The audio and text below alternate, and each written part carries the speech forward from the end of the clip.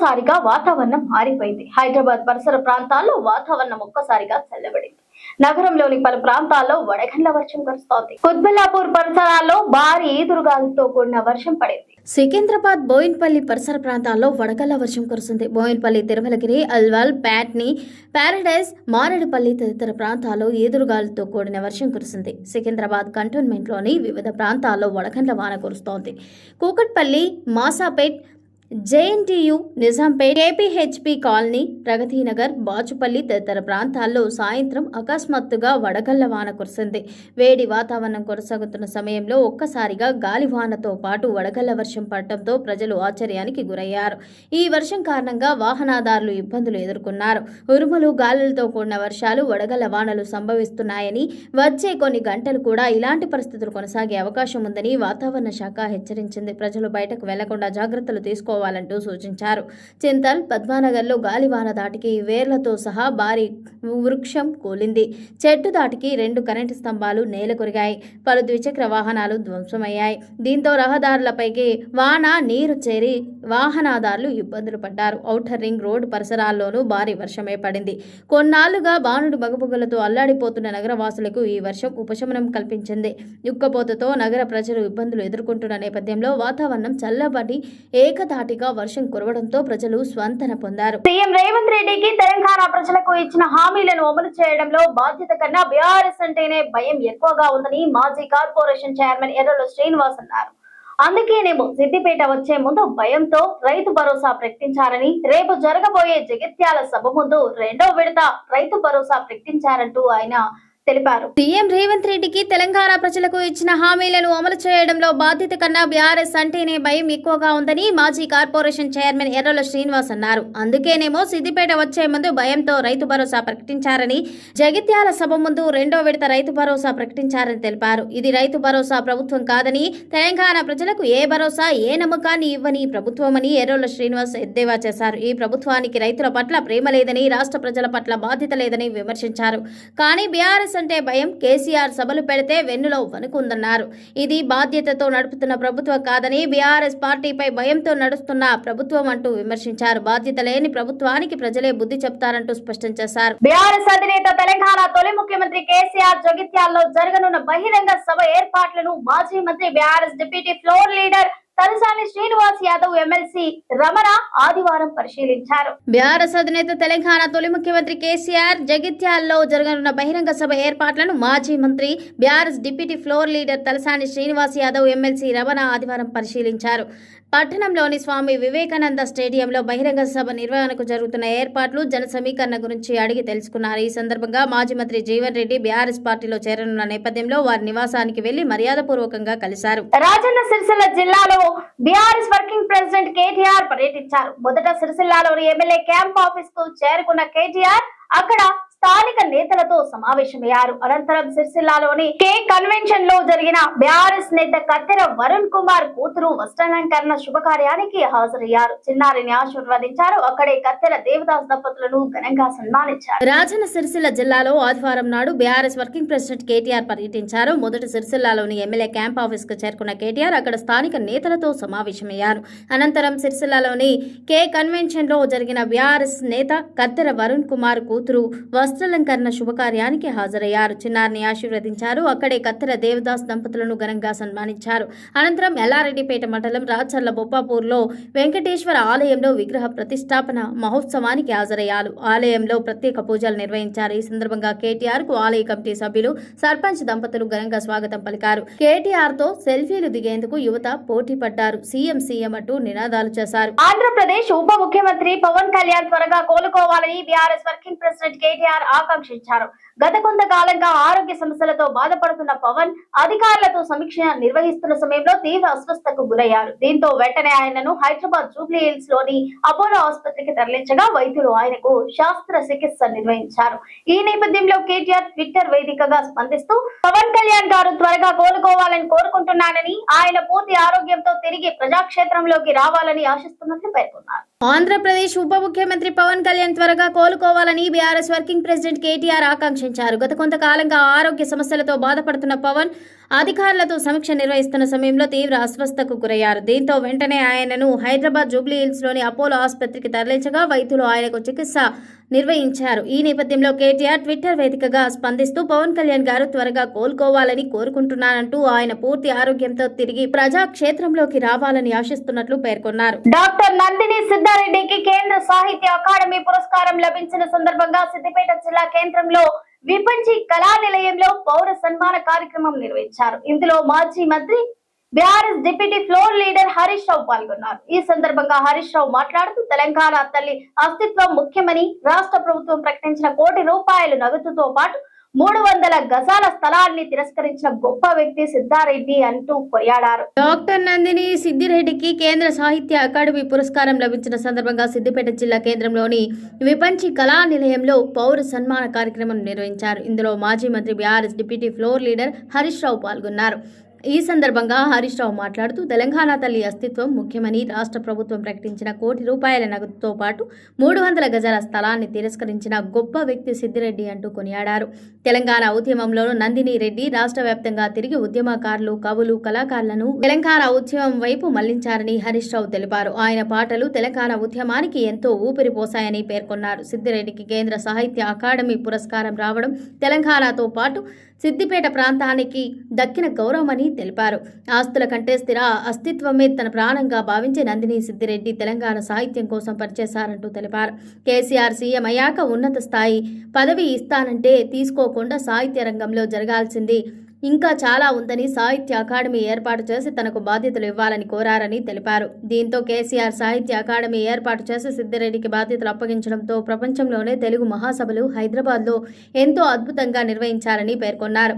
ఆంధ్ర వారే ఈ తెలుగు మహాసభలు నిర్వహించవచ్చని, తెలంగాణ వారికి తెలుగు మహాసభలు నిర్వహించరాదని సృష్టించిన అపోహలను తొలగించి ఎంతో గొప్పగా మహాసభలు నిర్వహించారన్నారు. నందిని సిద్దిరెడ్డి పొగడ్తలు, సన్మానాలకు దూరంగా ఉంటూ సాహిత్యం కోసం, ప్రజల కోసం ఎంతో పనిచేశారని హరీష్ రావు తెలిపారు. ఆయన గురించి ఎంత చెప్పినా ఇంకా చెప్పాల్సి ఉంటుందని తెలిపారు. ఆనాటి కాలంలో ఫేక్ ఎన్కౌంటర్లు, రైతుల ఆత్మహత్యలు, ఒంటరానితనం, మద్యపాన నిషేధం, నీటి గోస, వలసలు ఇలా అనేక రంగాల్లో పుస్తకాలు రాసి ప్రజలకు చైతన్యం కల్పించారని పేర్కొన్నారు. సరే, సిద్ధారెడ్డి సార్ గురించి ఎంత చెప్పినా తక్కువే. సాహిత్య రంగంలో నందిని సిద్ధారెడ్డి గారు ఒక తరగని గని. అంటే ఆయన గురించి ఒక గంటలో, ఒక రోజులో చెప్పలేం. ఎంత చెప్పినా ఇంకా ఎన్నో విషయాలు మిగిలిపోయే ఉంటాయి. సరే, సిద్ధారెడ్డి గారి గురించి నాకు కూడా ఒక 25 సంవత్సరాల అనుబంధం ఉంది. ఆయనలో సింప్లిసిటీ, ఆయన పదవుల కంటే, డబ్బు కంటే, ఆస్తుల కంటే కూడా ఆయన ఎంతసేపు సాహిత్యం మీద, సామాజిక సమస్యల మీద ముక్కుసూటి మనస్తత్వంతో పనిచేసేటువంటి వ్యక్తిత్వాన్ని నేను వారిలో చూశాను.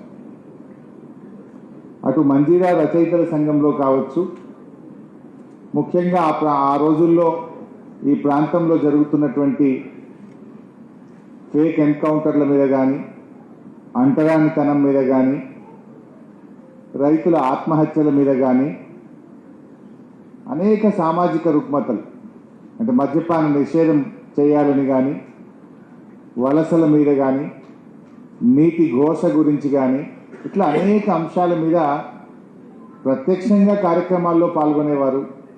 ఎన్నో పుస్తకాల ద్వారా, తన రచనల ద్వారా ప్రజల్లో చైతన్యాన్ని నింపేటువంటి ప్రయత్నం చేసినారు. అంటే ఒక మద్యపాన నిషేధం మీద రాయడం అంటేనో, లేదా అంటరానితనం మీద రాయడం అంటేనో, లేదా ఈ పుస్తకాలు రాయాలంటే కొన్ని గంటల, కొన్ని రోజుల సమయాన్ని స్పెండ్ చేయాలి. అంటే ఎంతో ఏకాగ్రతతో కూర్చుంటే కానీ రాయలేము కాదు. మాట్లాడడం చాలా సులువు. ఒక రచయిత ఒక పుస్తకాన్ని తేవాలన్నా, ఒక సాహిత్యాన్ని అందించాలంటే దాని వెనుక ఎంతో కృషి ఉంటుంది.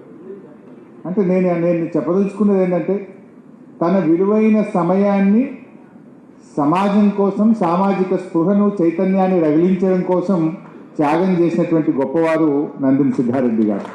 ఏపీ తెలంగాణ విభజనకు సంబంధించి బీజేపీ ఎంపీ తేజస్వి సూర్య చేసిన వ్యాఖ్యలు తీవ్ర వివాదాస్పదంగా మారిన వేళ తాజాగా కేంద్ర మంత్రి శోభా కరంద్లాజే స్పందించారు. తేజస్ సూర్య వ్యాఖ్యలకు తెలంగాణ ప్రజలు నొచ్చుకొని వారికి క్షమాపణలు చెబుతున్నట్లు తెలిపారు. మరోవైపు తేజస్వి సూర్య మాత్రం తన వ్యాఖ్యలు తప్పుగా అర్థం చేసుకున్నారని సమర్థించుకునే ప్రయత్నం చేయడం గమనార్హం. ఇటీవల తెలంగాణ ఏర్పాటుపై బీజేపీ ఎంపీ తేజస్వి సూర్య లోక్సభలో చేసిన వ్యాఖ్యలు తీవ్ర దుమారం రేపిన సంగతి తెలిసిందే. తేజస్వి సూర్య చేసిన వ్యాఖ్యలపై తెలంగాణలో బీఆర్ఎస్ కాంగ్రెస్ నేతలు తీవ్రంగా మండిపడుతున్న సంగతి తెలిసిందే.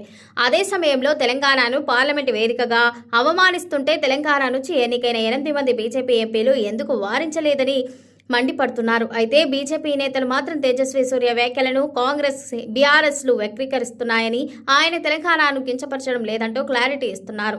ఈ నేపథ్యంలోనే తన వ్యాఖ్యలపై తేజస్వి సూర్య మాత్రం వెనక్కి తగ్గకపోగా కేంద్ర మంత్రి శోభా కరంద్లాజే మాత్రం క్షమాపణలు చెప్పారు. ఇటీవల తేజస్వి సూర్య తెలంగాణ ఏర్పాటుపై చేసిన వ్యాఖ్యలపై కేంద్ర మంత్రి శోభా కరంద్లాజే తాజాగా స్పందించారు. తేజస్వి సూర్య చేసిన వ్యాఖ్యలు సరైనవి కావని పేర్కొన్నారు. ఆయన వ్యాఖ్యలకు తాము బాధపడుతున్నట్లు చెప్పారు. ఆ వ్యాఖ్యల పట్ల తెలంగాణ సమాజం ఇబ్బందికి గురై ఉంటే తేజస్వి సూర్య తరఫున తాను క్షమాపణ చెబుతున్నానని శోభా కరంద్లాజే తెలిపారు. మరోవైపు తెలంగాణలో 6 గ్యారంటీల పేరుతో అధికారంలోకి వచ్చిన కాంగ్రెస్ పార్టీ ప్రజలను మోసం చేసిందని శోభా కరంద్లాజే విమర్శించారు. తెలంగాణ ప్రజలను సీఎం రేవంత్ రెడ్డి పాకెటింగ్ చేస్తున్నారని మండిపడ్డారు. అలాంటి రేవంత్ రెడ్డిపై ఎలాంటి కేసు పెట్టాలని కేంద్ర మంత్రి నిలదీశారు. హైదరాబాద్ లో మీడియాతో మాట్లాడిన కేంద్ర మంత్రి లోక్సభలో రాహుల్ గాంధీ ప్రవర్తించిన తీరు సరిగ్గా లేదంటూ విమర్శించారు. వీగిపోతే ప్రతిపక్ష ఇండియా కూటమి సంబరాలు చేసుకున్నారని, వారి ఉద్దేశం భారతదేశాన్ని ఉత్తర దక్షిణ భారతదేశాలుగా విచ్ఛిన్నం చేయడమేనని మండిపడ్డారు. అయితే తెలంగాణ విభజనపై తాను సరిగానే మాట్లాడానని, లోక్సభలో చేసిన వ్యాఖ్యలను బీజేపీ ఎంపీ తేజస్వి సూర్య సమర్థించుకున్నారు. తన వ్యాఖ్యలను కాంగ్రెస్ పార్టీ నేతలే తప్పుగా అర్థం చేసుకున్నారంటూ పేర్కొన్నారు. అంతేకాకుండా తాను మాట్లాడిన మాటలను వక్రీకరించారని కూడా ఆరోపించారు. ఇటీవల పార్లమెంట్ సమావేశాల్లో భాగంగా లోక్సభలో డీలిమిటేషన్ బిల్లుపై మాట్లాడిన తేజస్వి సూర్య తెలంగాణ విభజనపై వివాదాస్పద వ్యాఖ్యలు చేశారు. ఆంధ్రప్రదేశ్ తెలంగాణ రాష్ట్రాల విభజనను భారత్ పాక్ విభజనతో పోల్చడం తీవ్ర దుమారం రేపింది. ఎంపీ తేజస్వి సూర్య లోక్సభ సభ్యత్వం రద్దు చేయాలని కాంగ్రెస్ నేతలు డిమాండ్ చేశారు. అదే సమయంలో ఆయన తెలంగాణ ప్రజలకు బహిరంగంగా క్షమాపణలు చెప్పాలని డిమాండ్ చేశారు. महिला धोखा दिया, हमारे बहुत साल का मांग था साउथ इंडिया में, दक्षिण भारत में हमारा आबादी कम हो रहा है, इसीलिए सेंसस के अलावा हमको ट्रीट करना चाहिए, हमको मौका देना चाहिए, हमको सीट बांटना चाहिए, पार्लियामेंट में हमको ज्यादा मिलना चाहिए, ये मांग दक्षिण भारत लोगों का था. इसीलिए हमारा सरकार वुमेन बिल के साथ साथ, वुमेन रिजर्वेशन बिल के साथ, नारी शक्ति वंदना अधिनियम के साथ साथ डीलिमिटेशन बिल भी लाया. अभी एक प्रश्न पूछ रही है, महिला बिल के साथ आप డీలిమిటేషన్ బిల్ క్యూ లాయా? భవన నిర్మాణ రంగ కార్మికులకు మంత్రి వివేక్ శుభవార్త చెప్పారు. వారిని ఆదుకునేందుకు త్వరలో పెన్షన్లు మంజూరు చేయనున్నట్లు ప్రకటించారు. అందుకోసం తగిన చర్యలు చేపడుతున్నట్లు వివరించారు. త్వరలోనే లేబర్ బోర్డు ఏర్పాటు చేసి అన్ని రంగాల కార్మికులకు లేబర్ కార్డులు, ఇందిరమ్మ ఇల్లు, పెన్షన్లు, ప్రమాద బీమా అందించేందుకు కార్యాచరణ సిద్ధం చేస్తున్నట్లు మంత్రి వివేక్ హామీ ఇచ్చారు. రాష్ట్రంలో ఉన్న భవన నిర్మాణ రంగం సహా అన్ని రంగాల్లో పనిచేస్తున్న కార్మికులను ఆదుకునేందుకు కాంగ్రెస్ సర్కార్ కృషి చేస్తోందని మంత్రి వివేక్ వెంకటస్వామి వెల్లడించారు. అందుకోసం తగిన ఏర్పాట్లు చేస్తున్నట్లు పేర్కొన్నారు. సిద్దిపేట జిల్లా కాంగ్రెస్ పార్టీ కార్యాలయంలో భవన నిర్మాణ రంగ కార్మికులతో మంత్రి సమీక్ష సమావేశం నిర్వహించి కీలక వ్యాఖ్యలు చేశారు. కేవలం భవన నిర్మాణం రంగం సహా అన్ని రంగాల కార్మికులను కూడా రాష్ట్ర ప్రభుత్వం ఆదుకునేందుకు కాంగ్రెస్ ప్రభుత్వం కృషి చేస్తోందని మంత్రి వివేక్ తెలిపారు. మరీ ముఖ్యంగా భవన నిర్మాణ కార్మికులకు పెన్షన్లు ఇవ్వాలని త్వరలోనే చర్యలు చేపట్టనున్నట్లు హామీ ఇచ్చారు. రానున్న రోజుల్లో తెలంగాణలోని ప్రతి జిల్లాకు జీవన నిర్మాణ కార్మికుల కోసం ఒక సంఘం భవనాన్ని కూడా నిర్మాణం చేసేందుకు రేవంత్ రెడ్డి సర్కార్ కృషి చేస్తున్నట్లు మంత్రి వివేక్ వెల్లడించారు. త్వరలోనే లేబర్ బోర్డు ఏర్పాటు చేసి రాష్ట్రంలోని అన్ని రంగాల కార్మికులకు లేబర్ కార్డులు జారీ చేస్తామని చెప్పారు. అంతేకాకుండా కార్మికులకు ఇందిరమ్మ ఇల్లు, పెన్షన్తో పాటు ప్రమాద బీమాను కూడా అందించేందుకు కావాల్సిన కార్యాచరణను త్వరలోనే రెడీ చేస్తామని మంత్రి వివేక్ భరోసా కల్పించారు. అదే సమయంలో గతంలో సింగరేణి బొగ్గు గనుల్లో పనిచేసే కార్మికుల సంక్షేమం కోసం తన తండ్రి కాకా వెంకటస్వామి కృషి చేసినట్లు మంత్రి వివేక్ గుర్తు చేశారు. అప్పటి ప్రధానమంత్రి పివి నరసింహారావుతో మాట్లాడి పోరాటం చేసి మరీ సింగరేణి భూముల రక్షణతో పాటు కార్మికులకు పెన్షన్లు అందించేందుకు ఎంతో కృషి చేసినట్లు పేర్కొన్నారు. ఇది ఇవాల్టి బులెటిన్. మరో బులెటిన్ తో మళ్ళీ కలుద్దాం. Stay tune to S24 news.